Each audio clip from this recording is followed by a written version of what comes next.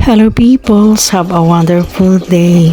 Ang nakikita niyo po ay isa po sa mga night routine ko bilang housemaker. Nung dalaga pa ako, mahilig talaga ako magtanim, pero nung kasagsagan ng COVID ay lalo ako naging plantita.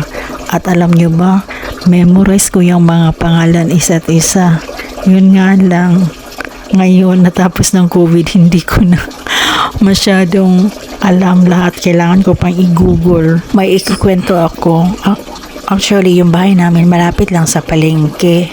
Pero sinasadya ko talagang hindi dito sa amin malapit mamalengke, dun sa kabilang palengke namin yung malaki, dahil marami dun nagtitinda ng mga exotic na kakaibang tanim. Tapos sinasadya ko talaga doon ako magmalengke dahil sa tanim. Yun na ang experience ko doon. Ang ganda talaga ng mga tanim noon. Alam nyo ba, yung isang experience ko doon sa bangketa, bawal doon magtinda dahil COVID nga. Pero marami alam na Pinoy kung ano ang bawal, doon sila. So isa ako sa mamimili. Marami kaming customer doon. Meron ako nakita na at nakapili na ako, nakabayad na. Sus, dumating ang RTA, nag-grooving ang RTA, ang ingay. Wow!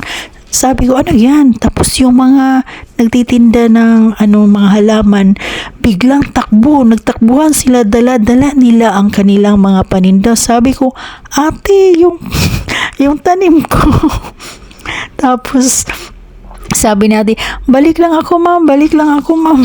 Akala ko pa talaga nga isasalag kaming, hulihin kami ba, pati yung mga buyers. Actually, hindi naman sila hinuli pa lang, tinatakot lang sila para mag-evacuate ba. Tapos nung dumaan ang RTA, kasi yung RTA pala, paikot-ikot lang dyan sa sa gilid ng palengke. Tapos bumalik si ate. Alam mo, yung experience, tawang-tawa kami. Tawang-tawa ako, pero natatakot ako, baka ako mahuli, Diyos ko. Mahuli ako dahil sa tanim. Ferns pa naman yun. Ang ganda ng napili ko nun, kaso, ay naku, namatay din siya dahil, alam nyo, depende kasi yan sa environment. Yun parang pambukid lang talaga yun. Hindi yun pang city kasi mainit. Yun, sayang ang pera, namatay lang.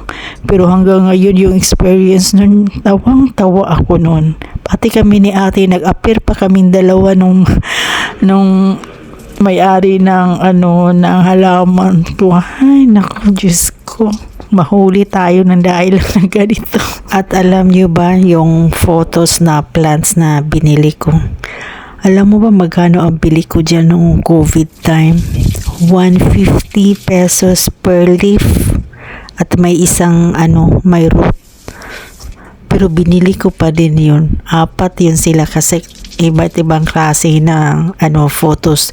Doon sa labas sa Lemkit-Kay Mall. Doon. Tapos tumitingin pa ako paano tanimin dahil hindi ko alam eh. Then nakita ko lang yan siya sa YouTube na plants na madali daw alagaan, mahirap daw mamatay, napakabilis daw tumubo. So nagtingin-tingin ako sa babae paano tinanim, kasi nagtanim sila cuttings, isa lang din yung may tanim na 500, pero kung cuttings lang 150. Sabi ko, ako na lang magtanim, tapos magbili na lang ako ng lupa sa kanila, 1 kilong lupa, para yung lupa talaga nila ang binili ko, kay para mo-stripe talaga yung photos na binili ko sa kanila. Yun na nga. Tapos pagdating sa bahay, tinanim ko agad. Ang bilis pala ng photos matubo. Ang bilis lang talaga. At marami na din ako nabigyan niya ng photos na dyan. Yun nga lang, 150 each, Diyos ko. Pero okay lang naman. Tingnan nyo ngayon, napakinabangan ko na na-decorate ko sa loob ng bahay namin. Doon din sa labas. Lang ba? Maganda kasi ang photos, kahit common siya na plant, pero maganda siya tingnan. Or maganda lang dahil plantita ako. Ewan ko sa inyo. Thank you sa time for watching.